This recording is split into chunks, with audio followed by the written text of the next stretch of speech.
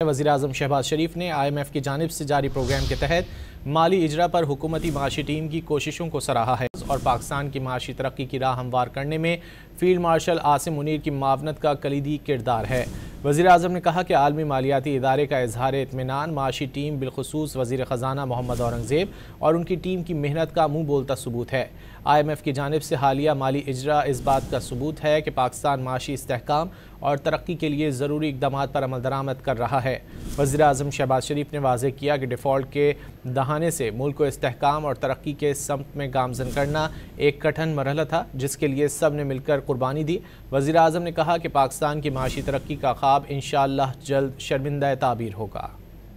IMF की जानिब से हालिया माली इजरा इस बात का सबूत है कि पाकिस्तान माशी इस्तेहकाम और तरक्की के लिए ज़रूरी इक़दामात पर अमल दरामद कर रहा है।